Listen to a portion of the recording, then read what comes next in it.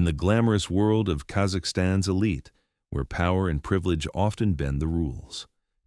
Former Economy Minister Quandik Bishimbayev seemed untouchable, a man who escaped a 10-year corruption sentence after just 1 year thanks to a presidential pardon. But when he entered the life of Saltanat Nukanova, a strong, independent astrologer with a thriving career and thousands of followers, what began as a passionate love story quickly turned into a nightmare of control and violence. For over 6 agonizing hours in a secluded VIP room, Quandik unleashed a brutal assault on Saltanat, relentlessly beating her. But instead of calling for an ambulance as she lay dying, he called a fortune teller for advice. How did a relationship so full of promise sink into such horrific darkness? And what secrets from their shocking trial sparked a nationwide revolution against domestic violence? Stay tuned to uncover the chilling truth behind this story that once shook Kazakhstan. The appearance of Quandik Bishimbayev in Saltanat Nukanova's life initially seemed like a whirlwind of perfection and power. As a former Minister of Economy, he was not just a name in the elite circles, but also the embodiment of a new elite generation. Saltanat had known about his extraordinary career path, graduating from 3 prestigious universities, including a presidential scholarship at George Washington University. Even when Quandik fell into legal trouble with a 10-year prison sentence for corruption, the fact that he was pardoned and released after just 1 year said a lot for Saltanat. That revealed a frightening truth: Quandik could believe he was untouchable, that he stood above the law. This belief, built from privilege and political patronage, became the main driver for his arrogance and manipulative behaviors later on. In his personal life, Quandik had gone through 2 failed marriages before meeting her. The second marriage lasted 14 years and ended at the wish of his ex-wife. These details, when Quandik persistently pursued Saltanat, should have been warning signs. But at that time, Quandik was a master of charm. He was calm, with a persuasive voice and a confident appearance, a complete contrast to his violent behaviors later. Saltanat Nukanova was a completely different woman. Born into a business family, she had built her career from scratch. She was passionate about astrology from a young age and turned it into a successful profession. Financially independent, with consultation schedules booked for months and thousands of followers. She was not just a famous astrologer, but also a model for women's autonomy. Saltanat was described as strong, confident, and full of life. It was this independence of hers that attracted Quandik. They met through social media in the spring of 2022. Initially, Saltanat rejected him, as she only specialized in consulting women. But Quandik did not give up. His persistence eventually made her agree to meet in person. Although Saltanat initially affirmed she had no feelings for him, with his perfect appearance and sweet words, Quandik convinced her. Just a few months later, in December of the same year, they organized a lavish wedding according to Islamic rites. But Saltanat soon realized that behind the facade of a successful and powerful man was a fragile ego and an absolute desire for control. He did not want her to be an independent partner, but wanted her to be a possession, a woman who must obey his every wish. Their marriage was not a love story, but a prolonged battle between Saltanat's independence and Quandik's brutal control, a battle in which she fought until her last breath. December 2022, under the glittering lights of the luxurious Bau restaurant, Quandik Bishimbayev and Saltanat Nukanova exchanged Islamic vows. It was a hopeful beginning for what seemed like a fairy tale love story. In the early days after the wedding, they moved to live at Quandik's parents' house, where Saltanat was cared for attentively by her mother-in-law. Everything seemed perfect, but just a few weeks later, the first cracks began to appear, signaling an impending disaster. New Year's Eve, an occasion that should have been filled with joy and warmth, became the first act in a series of tragedies. The Christmas gift that Saltanat gave to the wife of Quandik's cousin was an expensive bottle of perfume. It was a gift that Quandik had bought, and for him, it was not something to be given away. Irrational jealousy and control flared up. Quandik flew into a rage, overturning the dinner table in front of everyone. The entire luxurious feast turned into an embarrassing scene. He did not hesitate to insult Saltanat, leaving her to face humiliation and hurt. Saltanat later confided in her brother, Aybek, that Quandik's behavior had completely changed after the wedding. Nevertheless, with naive faith in love, She still hoped things would get better. But the darkness did not dissipate. 2 months after New Year's Eve, Aybek received a message that chilled him to the bone, a selfie of Saltanat. With her face covered in bruises, she only messaged briefly, "Don't ask anything." When Aybek tried to talk to Quandic for an explanation, he bluntly refused, demanding Aybek not interfere in their private matters. The confrontation failed, and Saltanat, despite returning to the family apartment, decided to go back to Quandic. The belief that she could save the marriage led her into a new spiral of suffering. In a desperate effort to mend the relationship, they went on a vacation to the Maldives together. But that tropical paradise could not hide the hell they were living in. The clearest evidence was the photos from the trip, the bruises still deeply etched on Saltanat's body. The abuse continued, but it did not stop at the physical. Quandic tightened his circle of control. He forbade her from doing her beloved work as an astrologer, forbade her from meeting friends or contacting family without his permission. Gradually, Saltanat became withdrawn, a shrunken and withered version of her former self. She no longer posted on social media, stopped astrology consultations, and lost weight noticeably. The outfits she wore became increasingly loose and concealing, like an unconscious way to hide the wounds, not only on her body, but also in her soul. She confessed to a close friend that Quandic not only beat her, but also jealously accused her without reason, controlling her every breath. In a desperate effort to save the marriage, they sought family counseling. But even in therapy, Quandic did not relinquish control. He only accepted the specialist he chose, and this person blamed Saltanat, making her feel helpless and lost. In the summer of 2023, Saltanat tried to leave again. She moved back to her parents' house, hoping to find an escape. But once again, Quandic appeared. He used sweet words, promising to change, to be better, and suggested they move to a separate apartment for private space. The promise of a brighter future overshadowed the pains of the past. With Aybek's help, Saltanat rented a new apartment. But unbelievably, just 10 days later, she agreed to perform the Islamic marriage rite a second time with Quandic, hoping this would be a new beginning, a confirmation of his promises. Although family and friends tried to dissuade her, hope and love or manipulation overrode everything. On November 5th, a few days before the tragedy, Quandic took Saltanat to the Bau restaurant, owned by his cousin Bakhitchan Baijanov. Bakhitchan, who always respected and cared for Saltanat, showed concern and promised to protect her. That dinner was a rare, peaceful moment, a hopeless promise of safety. 3 days later, Saltanat died. The conflicts had no longer escalated. They had reached a tragic end. Wednesday, November 8, 2023, just 3 days after the peaceful dinner at the Biau restaurant, Quandic and Saltanat returned here, but not to celebrate, but to end a tragedy. That night began at a concert by Dima Bilan, where a public argument erupted, signaling the escalation of violence. They left, the anger flaring like a smoldering fire, and Quandic took Saltanat to a place he considered absolutely safe, the Bau restaurant, owned by his family. They locked themselves in a VIP room, as if to hide the impending crime. The surveillance camera footage, later recovered painfully, captured Saltanat's final moments. In the private room, they continued arguing, drinking alcohol together. In desperation, Saltanat declared she wanted to leave. She called her brother, Aybek, saying she would come to his house for the night. This was a final attempt to escape the nightmare.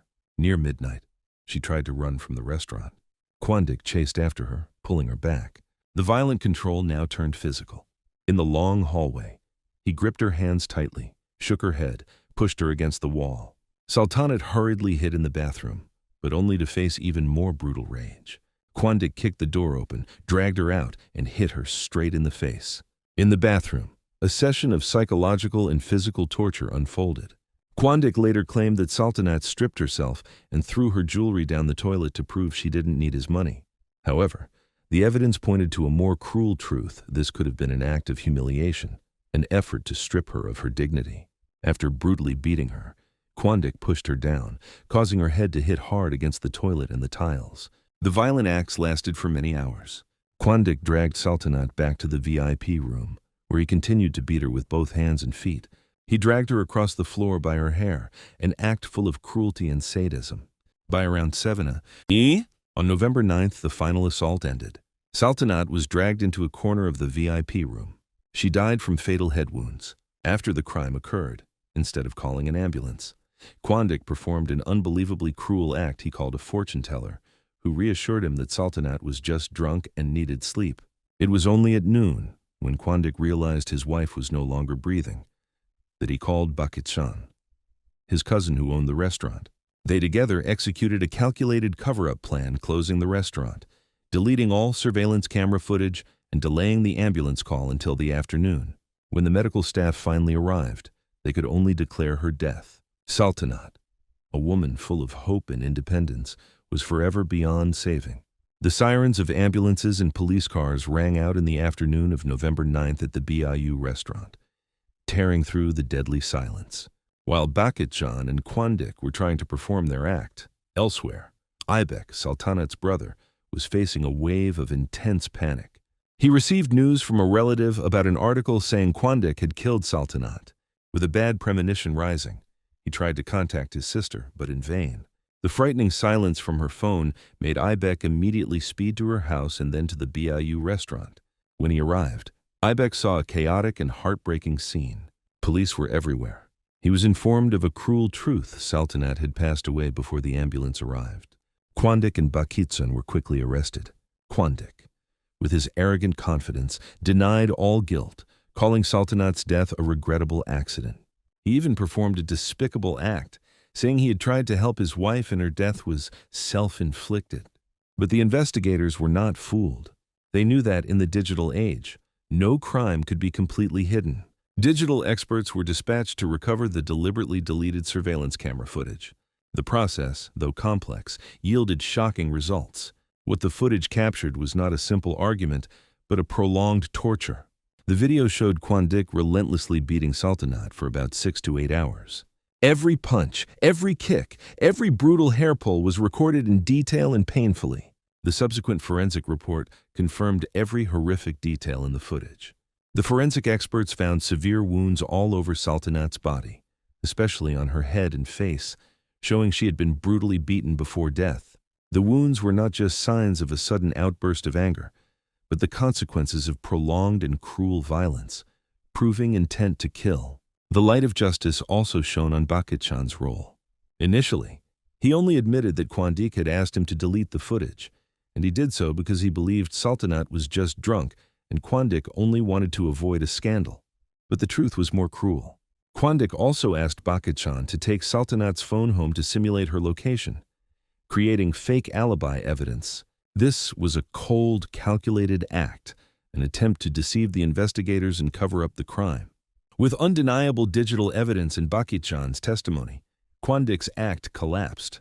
His lies were stripped bare, and the light of justice began to dawn, signaling a historic trial about to unfold. In March 2024, the trial of Quandic Bishimbayev officially began, turning the courtroom into a stage of justice, watched by the entire nation. Saltanat's family, with unwavering courage and determination, demanded the trial be broadcast live, a historic move to counter Quandic's power and influence. Their fear was not unfounded, as to reduce the chance of a life sentence. Quandic requested a jury trial with 10 official members and 2 alternates, a strategic move he believed would be easier to influence than a professional judge. Throughout the trial, Quandic displayed a defiant and arrogant attitude that was almost unbelievable, a mindset nurtured from years of living in privilege and immunity. He denied the charge of intentional murder, continuously twisting the truth, claiming that Saltanat had self-inflicted her wounds due to drunkenness and that the bruises on her neck were from his resuscitation efforts. Quandic frequently interrupted witnesses, even the judge, showing contempt for the court's authority. The shamelessness of him reached its peak when evidence videos of his brutal violence were presented. Quandic's face remained cold, emotionless, without a hint of remorse. This attitude showed profound indifference, a moral emptiness that was frightening. He not only felt no guilt towards the victim, but also showed disrespect for her family's pain. However, behind that arrogant facade, another truth gradually emerged. Quandic's arrogance was just a shell for underlying insecurity and panic. His testimony about leaving Saltanat for many hours after attacking her, or calling a fortune teller instead of emergency services, showed panic and an attempt to escape responsibility from a coward. The call to Bakitchan to delete evidence and cover up the crime was not a spontaneous act, but a meticulously calculated, desperate effort. Quandik's behavior toward Sultanat reflected a deep controlling psychology. He could not accept her independence. Forbidding her from working, communicating with friends and family, and even monitoring her phone all stemmed from a fragile ego and insecurity when his power was challenged. The violent attack that night was the peak of loss of control, when he realized he could not keep her by his side if she did not accept being controlled. This trial was not just a legal battle but also an ideological one.